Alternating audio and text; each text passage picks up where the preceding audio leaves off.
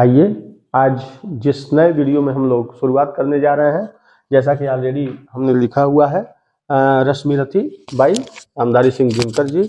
और इसको एक वीडियो हम लोगों ने पहले भी इसमें से कास्ट किया था, जो बहुत सारे लोगों ने उसे पसंद किया। फिर लगा कि इसके लिए शुरू से बात होनी चाहिए। ऐसी किताब है दिनकर जी की, ये लिखी हुई ऐसी किताब है कि महाभारत काल में जैसा भी हुआ होगा, कर्ण जैसा भी योद्धा रहा हो, भगवान शांति दूत के रूप में जिस भी रूप में गए हो, लेकिन जिस भी रूप में गए होंगे उससे बेहतरीन प्रेजेंटेशन दिनकर जी के द्वारा दिया हुआ है। जैसा जैसा प्रस्ताव उन्होंने जिस रूप में दिया होगा उससे बेजोड़ प्रस्तुति उन्होंने राइम स्कीम तुकबंदी के माध्यम से किया है, जो पढ़ने के बाद मन एकदम रोमांचित हो जाता है। और सबसे बड़ी बात, ये ऊर्जा का स्रोत है। इसमें इसको पढ़ने के बाद आपके मन में, अंतर्मन में कुछ ऐसी ऊर्जा जो है हिलोर मारने लगती है, जो एकदम आवश्यक है आपके रोंगटों को खड़ा करने के लिए, आपके ब्लड के सर्कुलेशन को फास्ट करने के लिए, अपने लक्ष्य को अचीव करने के लिए भी ये प्रेरित करती है। इस मोटिवेशन वीडियो के साथ आज हम जिस पंक्तियों को शुरू करने वाले हैं वो है रश्मि रथी, जिसके लेखक रामधारी सिंह दिनकर जी हैं। इसके पहले कि हम इसे शुरू करें, पहले हम दिनकर जी को कोटि कोटि प्रणाम करते हैं। इसके बाद शुरू करते हैं। इसका पहला सर्ग का पहला लाइन, पहला ही शब्द बेजोड़ है। कहते हैं, जय हो जग में जले जहां भी नमन पुनीत अनल को। जहां भी, अनल मतलब आग, जहां भी आग जलती है धरती पे, उसको पहला प्रणाम करते हैं ये। अब इसके लिए एक छोटी सी कहानी है। जब गांव में हमारे यहाँ सबसे पहले बचपन में जब मैं छोटा था, तो मैं देखता था कि अगर किसी के घर में शाम को धुआं उठा और आग जलती थी, सबके यहाँ उपले पे, लकड़ी पे खाना बनता था, तो जब किसी के घर से आग उठती थी तो उसके घर में बहुत सारे लोग चिपरी, उपला, गोहरा लेके चले जाते थे और आग वहां से जला के अपने घर पे लाते थे।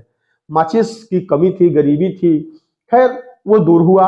लेकिन जैसे जैसे उसमें लिखने का अभिप्राय क्या है उनका, जब वो कहते हैं कि ये आग है क्या, आग मतलब एनर्जी, ऊर्जा, और जहां भी ये है उसे प्रणाम होना चाहिए। उसी ऊर्जा से भोजन मिलता था, इसलिए पूरा गांव दौड़ के जाता था जहां आग जलती थी वहां से आग लाने के लिए। बहुत लोग तो पुआल को या पत्ते को, उसमें लकड़ी को, जलती हुई आग को रख लेते थे और लेके दौड़ते हुए आते थे, बीच में जलते हुए आता था। अजीब सिचुएशन होता था वो। उसी को वो लिखते हैं कि जय हो जग में जले जहां भी नमन पुनीत अनल को, जिस नर में भी बसे हमारा नमन तेज को बल को, इसी वृंत पर खिले विपिन में पर नमस्य है फूल, सुधि खोजते नहीं गुणों का आदि शक्ति का मूल।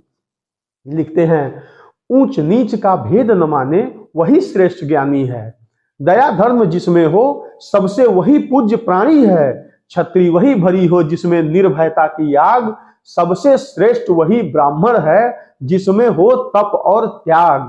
कहते हैं, तेजस्वी सम्मान खोजते नहीं गोत्र बतला के, पाते हैं जग में प्रशस्ति अपना कर्तव्य दिखला के, हीन मूल की ओर देख जग गलत कहे या ठीक, लेकिन वीर खींच कर ही रहते हैं इतिहासों में लीक।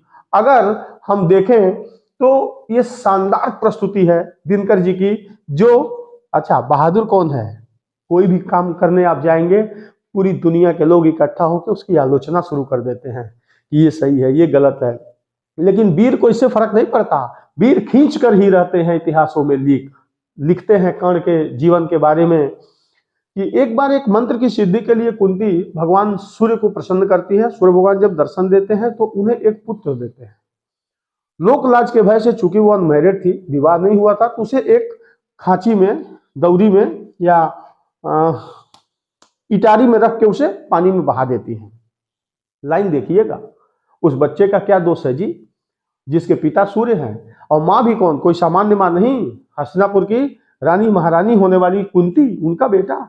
लिखते हैं, दिनकर जी प्रश्न करते हैं कि जिसके पिता सूर्य थे, माता कुंती सती कुमारी, उसका पलना हुआ धार पर बहती हुई पिटारी, सूत वंश में पला चखा भी नहीं जनन का क्षीर, क्षीर मतलब दूध, सूत वंश में पला चखा भी नहीं जनन का क्षीर, निकला कर्ण सभी युवकों में तब भी अद्भुत वीर, अलग नगर के कोलाहल से, अलग पुरी पुरजन से, कठिन साधना में उद्योगी लगा हुआ तनमन से, निज समाधि में निरत सदा निज कर्मठता में चूर, वन्य कुसुम सा खिला कर्ण जग की आंखों से दूर।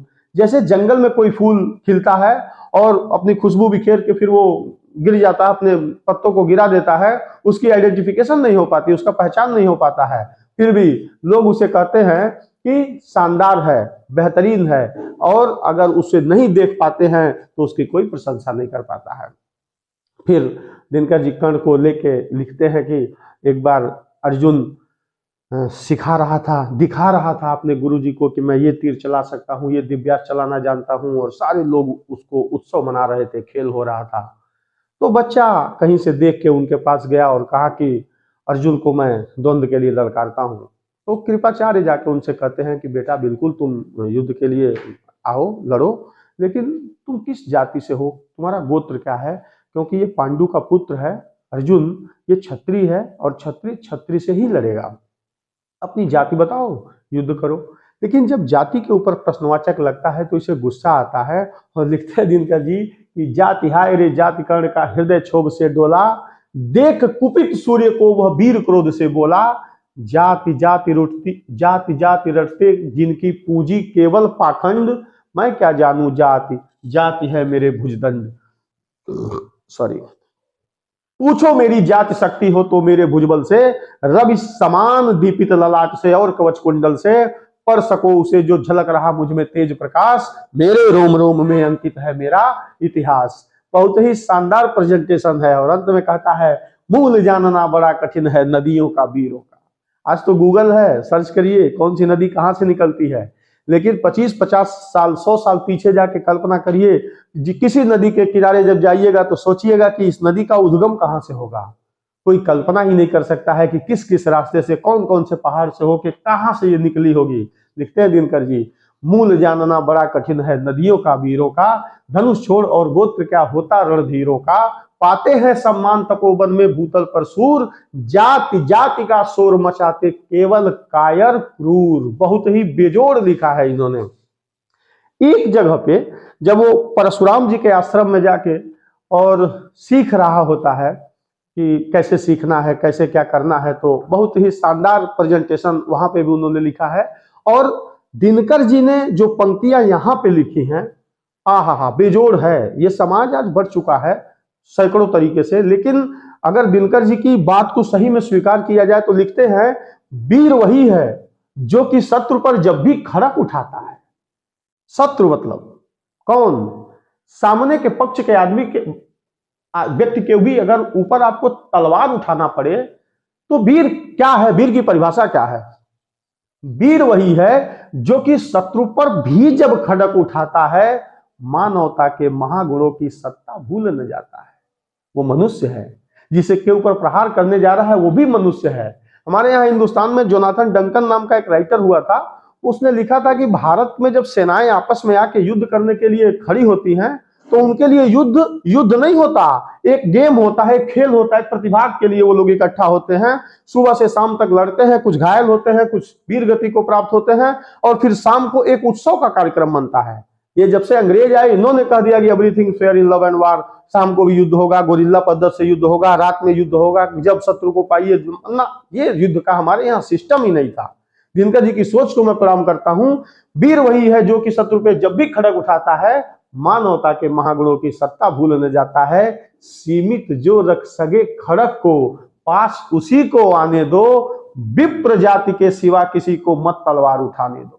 विप्र जाति को यहाँ जानबूझ के ला रहा है कि जो बुद्धिमान हो, विप्र मतलब यहाँ जो बुद्धि से बुद्धिमान व्यक्ति को अगर तलवार उठाने के लिए कहेंगे तभी सब कुछ ठीक ठाक रहेगा, अदरवाइज मामला गड़बड़ हो जाएगा। फिर एक जगह कर्ण को अपने जाति के ऊपर कष्ट होता है, जब उसे श्राप दे देते हैं तो कहता था, वो कहा है दिनकर जी ने कहा है कर्ण को, जब परशुराम जी उसे श्राप दे देते हैं कि मेरा पढ़ाया हुआ सारा विद्या तुझे समय के साथ भूल जाएगा, जब तुम्हें इस विद्या की सबसे ज्यादा आवश्यकता होगी तो ये काम आने वाला नहीं है। क्यों? क्योंकि उसकी जाति तुच्छ थी, छोटी थी, इसलिए वो कष्ट में है। और कहते हैं दिनकर जी, हाय कर्ण तू क्यों जन्मा, जन्मा तो क्यों वीर हुआ, हाय कर्ण तू क्यों जन्मा, जन्मा तो क्यों वीर हुआ, कवच और कुंडल भूषित ये तेरा अधम शरीर हुआ, धंस जाए वह देश अतल में गुण की जहां नहीं पहचान, जाति गोत्र के बल से ही जहां आदर पाते सुजान। कहता है क्या, क्यों, ये किस तरीके का कंडीशन बना दिया गया? बहुत सारे प्रश्नवाचक हैं, बहुत सारा लंबा रश्मिरथी है, लेकिन उसके लिए हम लोगों को फिर किसी दूसरे दिन इसके लिए पूरे प्रकाश में आएंगे। हाँ, एक और चीज इसमें जिसके लिए आज मैं स्पेशली इस वीडियो में आया, ये तो थोड़ी सी भूमिका थी उसकी जो आवश्यक था इसके बारे में कहना। अगर देखा जाए तो कर्ण का जो व्यक्तित्व है वो अनोखा है।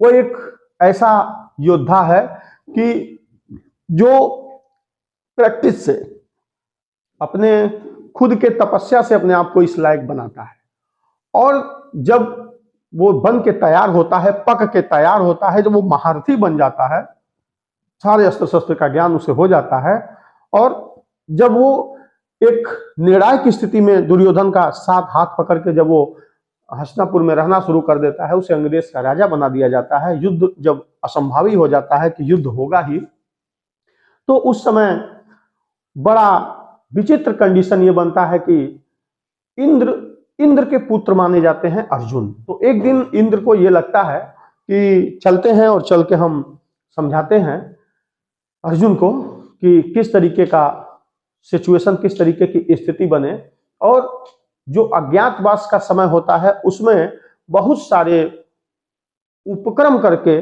उनको स्वर्ग भेजा जाता है। स्वर्ग से उनको बहुत सारी शस्त्र और विद्याएं दी जाती हैं, महाअस्त्र दिया जाता है। फिर भी अर्जुन अभी भी सिक्योर नहीं है। इंद्र को लगता है कि अर्जुन का वध कर्ण कर सकता है। जब कोई उपाय नहीं देखते हैं तो एक दिन पूजा के समय उसके पास जाते हैं, और जाते हैं तो उनसे कवच और कुंडल मांगने का प्लान बनाते हैं कि मैं अपने पुत्र अर्जुन को एकदम निर्भय करना चाहता हूं, मैं चाहता हूं कि किसी सूरत में उसका कोई बाल बांका न कर सके। इस बात की सूचना स्वर्ग में पड़े पड़े सूर्य भगवान को प्राप्त होती है। तो सूर्य भगवान कर्ण को सचेत करते हैं कि बेटा देखना, ऐसा करना कि इंद्र भेष बदल के जाएंगे, लेकिन तुम कवच कुंडल मत देना, क्योंकि अगर ये तुम्हारे शरीर पे रहा तो अर्जुन तुम्हारा कुछ नहीं कर सकता। अब बड़ी दुविधा है बेचारे के सामने। वो एक तरफ जान गया है कि कवच कुंडल मांगने इंद्रदेव आने वाले हैं, लेकिन दूसरी तरफ वो एक व्रती है, हठी है। उसने ये शपथ लिया था कि सूर्योदय के पूजा के समय अगर मुझसे कोई मेरा प्राण मांग ले तो भी मैं उसे मना नहीं करूंगा। इसी का अवसर का लाभ उठा के एक दिन इंद्र उसके पास आते हैं और आके कहते हैं, ब्राह्मण के वेश में आते हैं और कहते हैं कि मुझे कवच और कुंडल दे दो। तो वो तो पहले से ही जानता है, लेकिन दिनकर जी की सोच को देखिए, क्या शानदार पंक्तियों में पिरोए हैं। और एक जगह उन्होंने लिखा भी है कि कहता है, कर्ण कहता है, अतः आपने जो मांगा है दान वही मैं दूंगा, शिवी दधीच की पंक्ति छोड़ के जग में अयस न लूंगा। शिवी और दधीच कौन है? शिवी और दधीच ये दो कर्ण से पहले के ऐसे दानी हैं जिनका नाम इतिहास में अमर है। दधीच नैमिषारण मिस्री कहीं सीतापुर के पास है, उत्तर प्रदेश में। जब एक बार राक्षसों का आतंक बढ़ गया और मार काट मचाने लगे, तो सभी देवता भाग के भगवान विष्णु के पास पहुंचे। विष्णु जी सरसैया पे से सोए हुए हैं। उनके सामने जब ये लोग त्राहिमाम करते हुए पहुंचे तो उन्होंने कहा, ऐसा करिए कि मैं एक अपने सुदर्शन को यहाँ से भेज रहा हूँ स्वर्ग से, ये पृथ्वी के जिस हिस्से में जाके गिरेगा वो धरती का सबसे पवित्र हिस्सा है, वहां पे अनुष्ठान करिए, वहां पे यज्ञ करिए, और वहीं पे महर्षि दधीच नाम के एक तपस्वी हैं, उनसे जाके उनके शरीर की हड्डियां, अस्थियां मांग लीजिए। अगर वो तैयार होते हैं, उनके अस्थि से, उनके रीढ़ की बनी हुई हड्डी से जो धनुष बनेगा, उसी धनुष से उस अमुक राक्षस का विनाश होगा। फिर वो छोड़ते हैं चक्र और वो नैमिषारण मिश्रिक के पास आके गिरता है। आज भी वहां मेला लगता है। कहते हैं लोग कि जिस जगह पे वो गिरा है पूरा खड्डा गड्ढा बना हुआ है, तालाब बना हुआ है, पवित्र स्थान मान के आज भी बहुत सारे श्रद्धालु वहां पे जाते हैं। एनीवे, तो सारे देवता महर्षि दधीच के पास पहुंचे। उन्होंने आने का कारण पूछा तो लोगों ने बताया कि आपके हड्डी का दान चाहिए।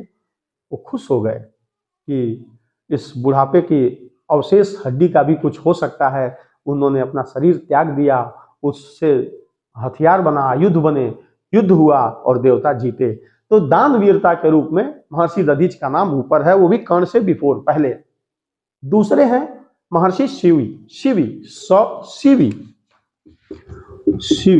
ये जो हैं, ये भी बहुत बड़े दानी थे। वो एक बार तपस्या कर रहे थे। इंद्र को लगा कि इनके तपस्या का जरा सा, इनके दान का वो लिया जाए, टेस्ट लिया जाए, unit test first, unit test second, exam लिया जाए। तो अपने एक किसी देवता को कबूतर बना के उड़ा दिए और स्वयं इंद्र बांझ बन के उसे दौड़ाने लगे। वो उड़ते उड़ते थकते भागते आके शिव महर्षि ऋषि के एक पैर पे बैठ गया, वो तपस्या में लीन थे, और दूसरे कंधे पे, दूसरे जंघे पे आके बांझ बैठ गया। जब आंख खुली तो बड़ा अजीब सा सिचुएशन उन्होंने पाया। उन्हें लगा कि अब क्या किया जाए। तो कबूतर प्राण बचाना चाहता था। महर्षि ने कहा कि बांझ से कहा कि आप इसे जाने दीजिए, इसे अभयदान दे दीजिए, इसे छोड़ दीजिए। वो कहा कि भूखे हुए व्यक्ति के पेट की आग बुझाना सबसे पहला धर्म है महर्षि, ये मेरा शिकार है, मैं इसे कैसे छोड़ सकता हूँ, और आप इसे अगर बचाना ही चाहते हैं तो कोई बात नहीं है, इसके जगह पे आप मुझे कुछ खिला दीजिए। तो ये कहे कि ठीक है, अच्छी बात है, आप बताएं। तो कहा जिस जंघे पे वो बैठा है वहां से मांस काट के खिला दीजिए, क्योंकि मैं तो मांसाहारी पक्षी हूं। तो वो तलवार का एक छोटा सा वो चाकू लिया, खड़ग लिया और उससे काट के उसको खिलाने लगे।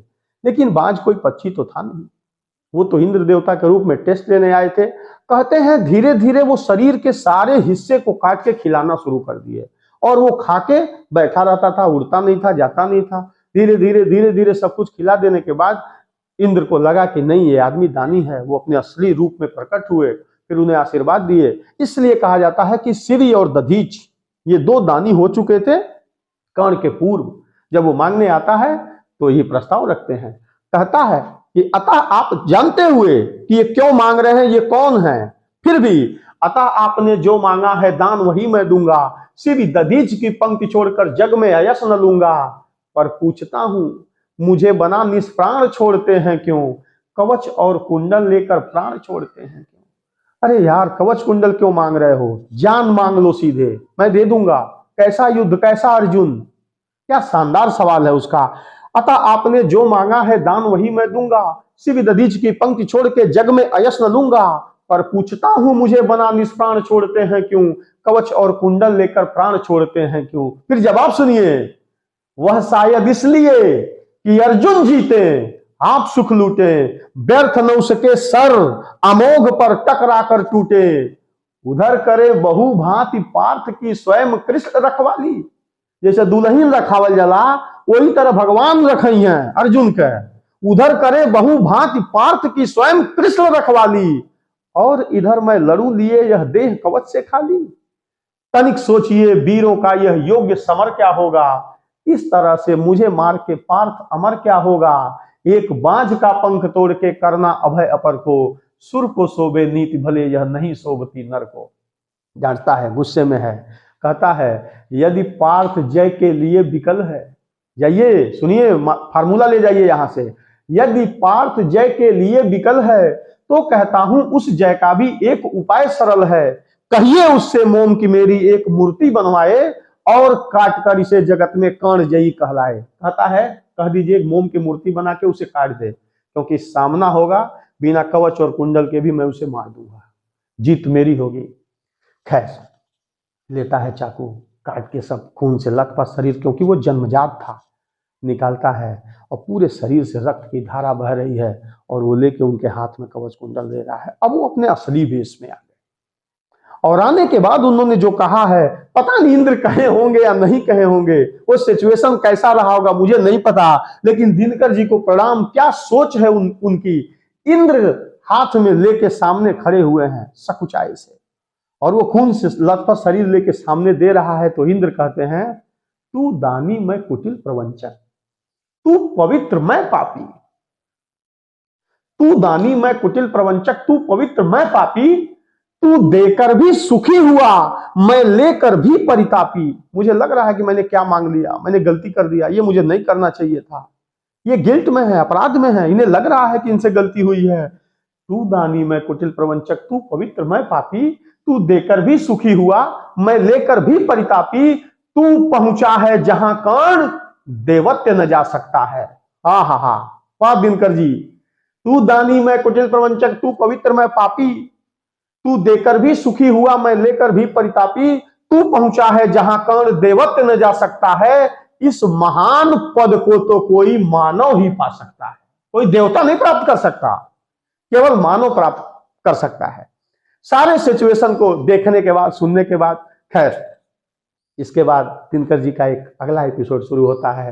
हो गया पूर्ण अज्ञातवास, पांडव लौटे वन से साहस, पावक में कनक सरिस तप कर, वीरत्व लिए कुछ और प्रखर, नस नस में तेज प्रवाह लिए कुछ और नया उत्साह लिए। सच है विपत्ति जब आती है कायर को ही दहलाती है, सूरमा नहीं विचलित होते, क्षण एक नहीं धीरज खोते, विघ्नों को गले लगाते हैं, कांटों में राह बनाते हैं। सुख मुख से कभी न उफ कहते हैं, संकट का चरण न गहते हैं, जोआ पड़ता सब सहते हैं, उद्योग निरत निज रहते हैं, सूलों का मूल नसाने को, बरखुद विपत्ति पर छाने को। कहते हैं, है कौन विघ्न ऐसा जग में, टिक सके वीर के मग में, खमठोंक ठेलता है जब नर, पर्वत के जाते पांव उखड़, मानव जब जोर लगाता है, पत्थर पानी बन जाता है। हिंदुस्तान में माउंटेन मैन के नाम से पर्वत आदमी के रूप में एक व्यक्ति वो सफल है, जिसका नाम है दशरथ मांझी, बिहार के रहने वाला। वो आदमी इतना जिद्दी, उसकी पत्नी प्रेग्नेंट थी किसी जमाने में, तो उसके गांव जाने के लिए, उसके गांव से शहर जाने के लिए जो रास्ता था, एक पहाड़ की वजह से घूम के जाना पड़ता था बेचारे को। तो और साधन भी नहीं था, बैलगाड़ी या टांगे वगैरह में लेके जाते थे। तो वो लेके जब तक अस्पताल के मुंह पे गया, बेचारी मर गई। प्रसव पीड़ा के कारण उसका देहांत हो गया। वो आदमी आया और उस पहाड़ के ऊपर छेनी और हथौड़ी लेके प्रहार करना शुरू कर दिया। धीरे धीरे धीरे गांव के लोग उसे पागल कहने लगे। धीरे धीरे धीरे धीरे धीरे धीरे उसने पूरे पहाड़ को काट के, और उसके गांव जाने का रास्ता जो था, अब वो 5 मिनट में जाया जा सकता है, जो जाने में 2-3 दिन लगते थे, 2-3 घंटे लगते थे, वो जल्द से जल्द वो दूसरे लोगों को पहुंचाने में मदद किया। इसीलिए उसे माउंटेन मैन कहा गया। उसका इंटरव्यू जब कोई ले रहा था तो बोला कि मैं नहीं चाहता था कि जो मेरे साथ हुआ, जो मेरी पत्नी के साथ, जो मेरे बच्चे के साथ हुआ, वह दोबारा किसी के साथ हो, इसलिए मैंने इस पहाड़ को ही खोद के रास्ता बना दिया। फिर दिनकर जी की वो पंक्तियां याद आएंगी आपको। एक व्यक्ति क्या कुछ नहीं कर सकता है, खमठोक ठेलता है जब नर, पर्वत के जाते पांव उखड़, मानव जब जोर लगाता है, पत्थर पानी बन जाता है। गुण बड़े एक से एक प्रखर, है छिपे मानव के भीतर, मेहंदी में जैसे लाली हो, वर्तिका बीच उजियाली हो, बत्ती जो नहीं जलाता है, रोशनी नहीं वह पाता है। पीसा जाता जब इच्छुदंड, झरती रस की धारा अखंड, मेहंदी जब सहती है प्रहार, बनती ललनाओं का श्रृंगार, जब फूल पिरोए जाते हैं, हम उनको गले लगाते हैं। मेहंदी लाली तब देती है जब वो घर्षण से उसे पीसा जाए, वो उसके बाद उसमें से उसका असली व्यक्तित्व निकल के आता है। स्वामी विवेकानंद जी ने एक पोयम लिखा है, the song of the free. अब तो सिलेबस ही अजब सा हो गया है। जब हम लोग स्टूडेंट थे, जब पढ़ते थे, तो सिलेबस में कुछ मतलब होता था कि व्यक्ति अपने जीवन का बेस्ट तब करता है जो अपने हृदय के जख्मों को लगातार कुरेदे, उसे सूखने ना दे। कोई बात आपको लग जाए तो उस बात को भूलिए मत। एक सीरियल आता था सत्यमेव जयते, उसकी एक टैगलाइन बड़ी अच्छी लगती थी, हालांकि आमिर खान का प्रेजेंटेशन था उसमें, लेकिन उसमें सत्यमेव जयते में लिखता था कि जब दिल पे लगेगी बात तभी बनेगी बात, जब तक आप उसे कुरेदेंगे नहीं तब तक वो काम होने वाला है ही नहीं। वसुधा का, आहा क्या लाइन है, वसुधा का नेता कौन हुआ, भूखंड विजेता कौन हुआ, अतुलित यश का क्रेता कौन हुआ, नवधर्म प्रणेता कौन हुआ। 4 लाइन में प्रश्न करते हैं और फिर कहते हैं, जिसने न कभी आराम किया, विघ्नों में रहकर नाम किया।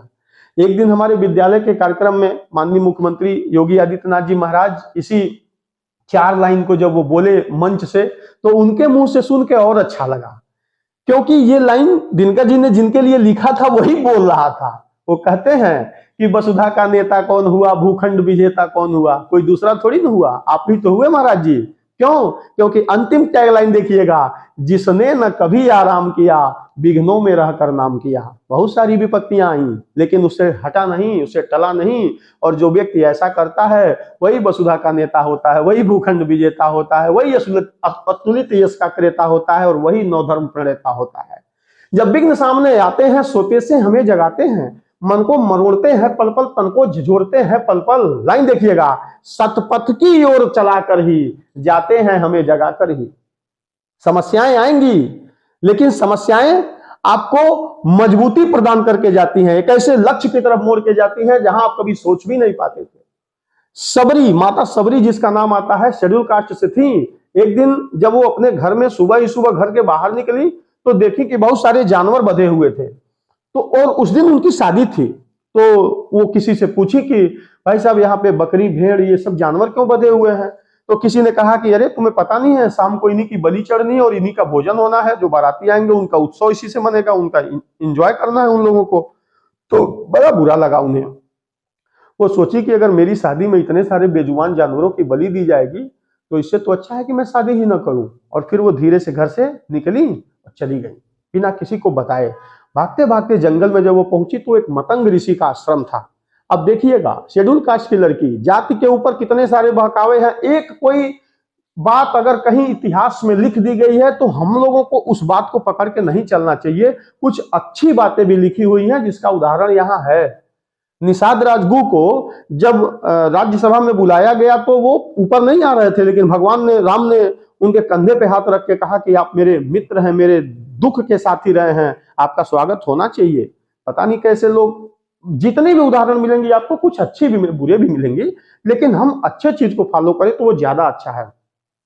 मतंग ऋषि ने उन्हें कहा कि आप यहाँ रहो और सेवा करो। एक दिन यहाँ, मेरी तो उम्र हो चली है, मैं अब जा रहा हूँ स्वर्ग, लेकिन एक बात याद रखना, यहाँ भगवान नारायण के रूप में राम और लक्ष्मण आएंगे। इसीलिए वो इंतजार कर रही थी। और इसके बाद अगर आप देखेंगे तो यहाँ पे जो लिखते हैं कि सतपथ की ओर लगाकर ही जाते हैं, हमें जगाकर ही। कोई समस्या अगर जीवन में आती है तो वो ऐसा नहीं है कि केवल विपत्ति बीच में छोड़ के चली जाती है, हमें किसी किनारे पहुंचा के जाती है। लिखते हैं, बाटिका और नौ एक नहीं, आराम और रण एक नहीं, वर्षा अंधड़ आतप अखंड, पौरुष के हैं साधन प्रखंड, वनों में प्रसून तो मिलते हैं, बागों में सूल न मिलते हैं। ये जो लाइन अगली आने वाली है, क्या शानदार लिखा है, मजा आ जाता है इसको पढ़ के। कहते हैं, कंकरियां जिनकी सेच सुधर, छाया देता केवल अंबर, विपदाएं दूध पिलाती हैं, लोरी आंधियां सुनाती हैं, जो लाक्षागृह में जलते हैं वो ही सूरमा निकलते हैं। जीवन में आपको कुछ करना है तो अपने परिस्थिति को आधार मत बनाओ, क्योंकि वही आदमी विजेता होता है जो समस्याओं को झेल के आया होता है। कहते हैं कि बढ़कर विपत्तियों पर छा जा, मेरे किशोर मेरे ताजा, जीवन का रस छन जाने दे, तन को पत्थर बन जाने दे, तू स्वयं तेज भयकारी है, क्या कर सकती चिनगारी है। चिनगारी का आप रोल जानते हैं ना, ये आपके अंदर होनी चाहिए। कहते हैं कि एक छोटी सी आग चिनगार बन जाती है, एक छोटी सी खर पतवार बन जाती है। मुझे मिट्टी समझ के ना यूं रौदा करो, ये मिट्टी भी कभी आंगन की दीवार बन जाती है। आगे, बरसों तक वन में घूम घूम, बाधा विघ्नों को चूम चूम, सह धूप घाम पानी पत्थर, पांडव आए कुछ और निखर, सौभाग्य न सब दिन सोता है, देखे आगे क्या होता है। मैत्री की राह बताने को, सबको सुमार्ग पे लाने को, दुर्योधन को समझाने को, भीषण विध्वंस बचाने को, भगवान हस्तिनापुर आए, पांडव का संदेशा लाए। कहते हैं कि भगवान को शांति दूत बना के भेजा गया। अरे वहां पे किसकी इतनी हिम्मत थी जो भगवान को कह दे कि आप शांति दूत बन के जाइए। भगवान जब कहे कि हमें शांति की बात करनी चाहिए तो भीम, अर्जुन, इवन युधिष्ठिर, सभी लोग एक एक कसम खा के बैठे थे। कोई जंघा उखाड़ लेगा, कोई सीना फाड़ के खून ले आएगा, कोई द्रौपदी के केस धो लेगा, ऐसे ऐसे व्रत और ये लोग शपथ ले लिए थे। तो भगवान ने पूछा कि ये सारे प्रण आप लोगों ने मुझसे पूछ के लिया है, ये आपकी समस्या है, लेकिन युद्ध मैं नहीं होने दूंगा, मैं तो शांति का प्रस्तावक हूं। और वो ये जानते हैं कि शांति की बात केवल यहां मैं कर रहा हूं, न ये पक्ष मानने को तैयार है और न दुर्योधन। इसलिए वो चाहते थे कि कल को इतिहास में जब इस बात का जिक्र हो तो ये ना कोई कहे कि भगवान के रहने के बाद वहां युद्ध कैसे नहीं रुका। क्यों? क्योंकि भगवान उस युद्ध को रोकना चाहते ही नहीं थे। फिर भी, लेकिन जिस शांति की बात ये लोग नहीं करना चाहते थे, उस शांति की बात का पहल उन्होंने किया और वो स्वयं पहुंचते हैं उसके दरबार में। धृतराष्ट्र बैठा हुआ है, भीष्म पितामह, कृपाचार्य, द्रोणाचार्य, महात्मा विदुर, सारे लोग बैठे हुए हैं। वहां जाके वो प्रस्ताव रखते हैं। कहते हैं, दो न्याय अगर तो आधा दो, पर इसमें भी यदि बाधा हो तो दे दो केवल 5 ग्राम, रखो अपनी धरती तमाम। वो कहते हैं कि आधा दो, इस पे वो भड़क जाता है, कहता ना, और कहता है कि ऐसा नहीं हो सकता, हाँ इसके अलावा अगर कोई दूसरा प्रस्ताव हो तो बताओ। तो भगवान कहते हैं जो न्याय अगर दो आधा दो, पर उसमें भी यदि बाधा हो तो दे दो केवल 5 ग्राम, केवल 5 गांव दे दो, हम वही खुशी से खाएंगे, परिजन पे यश न उठाएंगे।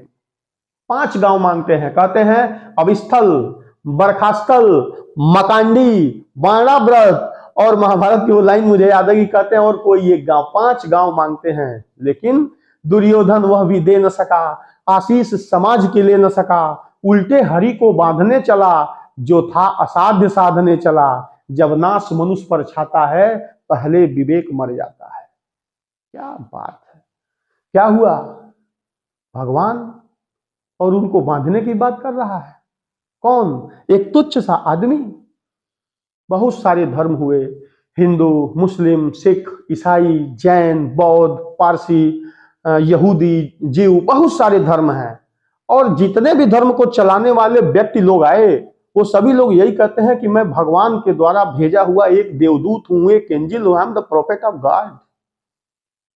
लेकिन केवल एक आदमी है जो कुरुक्षेत्र के बीचों बीच में खड़ा होकर अर्जुन को ज्ञान देते समय ये कहता है कि आई एम द गॉड, मैं ही ईश्वर हूं। वो कहता है कि सब जन्म मुझी से पाते हैं, फिर लौट मुझी में आते हैं।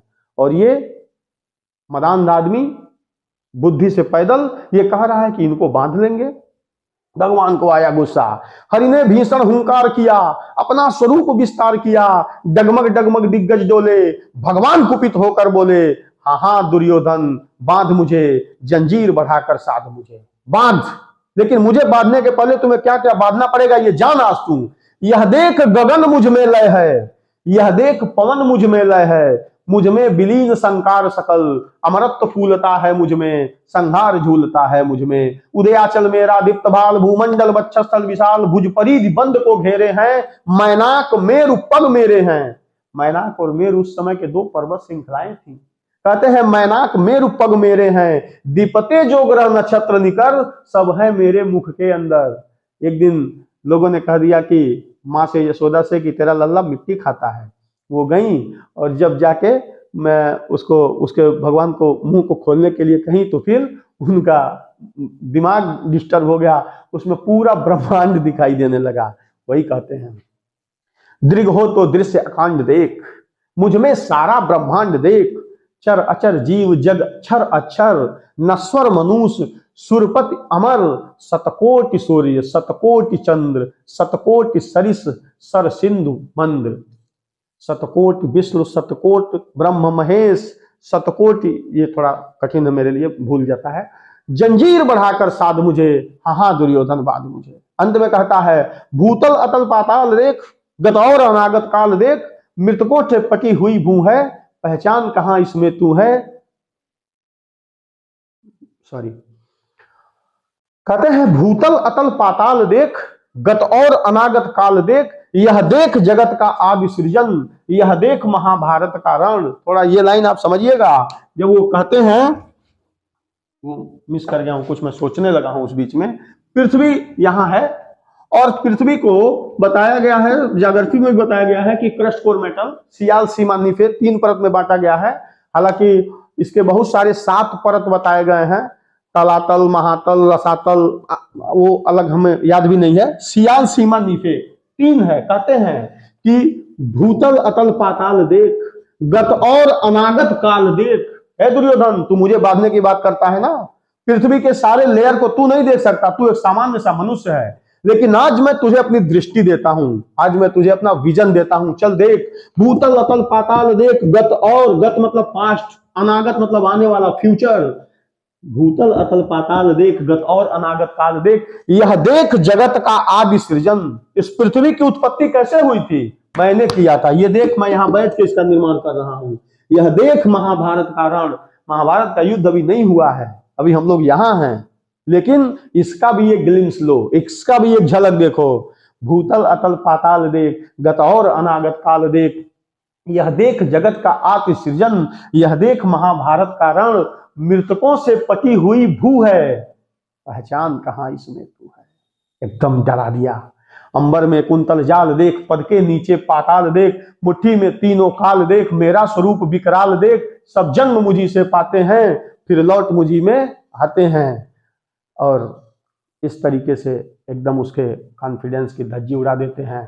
फिर जब वो एकदम डर जाता है तो वहाँ से एकदम गुस्से में आके और वहाँ से जाने लगते हैं। जब जाने की बात आती है तो वो एकदम सब कुछ अजीब सी व्यवस्था होने लगती है। तो वहाँ कहते हैं कि हित वचन नहीं तूने माना, मैत्री का मूल्य न पहचाना, तो ले मैं भी अब जाता हूँ, अंतिम संकल्प सुनाता हूँ, याचना नहीं अब रण होगा। एक लाइन और कहते हैं कि बांधने मुझे तो आया है, जंजीर बड़ी क्या लाया है, यदि मुझे बांधना चाहे मन, पहले तू बांध अनंत गगन, सुने को साध न सकता है, वह मुझे बांध कब सकता है। और फिर जब चलने लगते हैं गुस्से में तो सामने कर्ण मिल जाता है। कर्ण को वो अपने साथ लेते हैं, रथ पे बैठा लेते हैं और डर के लिखा हुआ है उन्होंने कि थी सभा सन्न सब लोग डरे, चुप थे या थे बेहोश पड़े, केवल दो नर ना घाते थे, धृतराष्ट्र विदुर सुख पाते थे, कर जोर खड़े प्रमुदित निर्भय, दोनों पुकारते थे जय जय। क्योंकि संजय ने सब कुछ जो कुछ भी वहां चल रहा था उसे बता दिया था, इस वजह से वो दोनों लोग प्रणाम कर रहे थे। भगवान सभा को छोड़ चले, करके रणगर जनघोर चले, सामने कर सचाया सा, आमिला चकित भरमाया सा, हरि बड़े प्रेम से कर धर कर ले चढ़े उसे अपने रथ पर। क्योंकि उन्हें पता था युद्ध होगा, उन्हें पता था दुर्योधन इस तरीके से बदतमीजी करेगा। अब जाते जाते जो उनका सबसे बड़ा योद्धा है कर्ण, उसको उसके आत्मविश्वास की किस तरीके से धज्जी उड़ाया जाए, यह भी तो रण का एक हिस्सा है।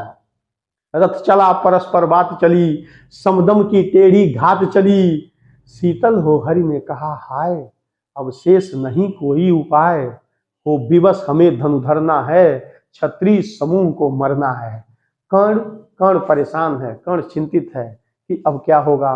दुर्योधन को जो भी हो इस तरीके से अशिष्टता नहीं करनी चाहिए, इस तरीके से उसको ऐसा कुछ नहीं करना चाहिए कि कुछ हो ऐसा। खैर लेके जब जाते हैं तो उसके आत्मविश्वास को हिलाते हैं, उसे कहते हैं कि ये गलत है, तुम उसका साथ छोड़ दो, तुम कुंती के पुत्र हो, तुम पांडवों के बड़े बेटे हो, तुम इधर आ जाओ, हम तुम्हारा राज्याभिषेक कर देंगे। लेकिन कर्ण सब कुछ सुनने के बाद पूछता है कि हे भगवान आप तो ईश्वर हैं, हमें बताइए, मैं जाति गोत्र से हीन दीन, राजाओं के सम्मुख मलिन, जब रोज अनादर पाता था, कह शूद्र पुकारा जाता था, पत्थर की छाती फटी नहीं, कुंती तब भी तो कटी नहीं। कुंती को सारे समाज से कट के आके मेरे पास मेरा दामन थाम लेना चाहिए था कि जो हुआ जैसे हुआ अच्छा हुआ। खैर सब कुछ समझने समझाने के बाद अंत में एक लाइन लिखा है दिनकर जी ने, जब कर्ण भगवान को समझा रहा है, भगवान कह रहे हैं छोड़ के आ जाओ, छोड़ के आ जाओ, तो कहता है लेकिन नौका तट छोड़ चली, कुछ पता नहीं किसोर चली, यह बीच नदी की धारा है, केशव सुझता ना मुझे किनारा है, ले लील भले वह धार मुझे, लौटना नहीं स्वीकार मुझे। और अंत में कहता है, यही मैं अपनी वाणी को विराम करूंगा इस वीडियो के लिए, कहता है मित्रता बड़ी अनमोल रतन, कभी से तौल सकता है धन, धरती की तो क्या बिसात, गर आ जाए बैकुंठ हाथ, उसको भी न्योछावर कर दूं, दुर्योधन कुरुपत के चरणों में धर दूं। आज के इस वीडियो में इतना ही, शेष अगले वीडियो में फिर मिलते हैं। बहुत बहुत धन्यवाद।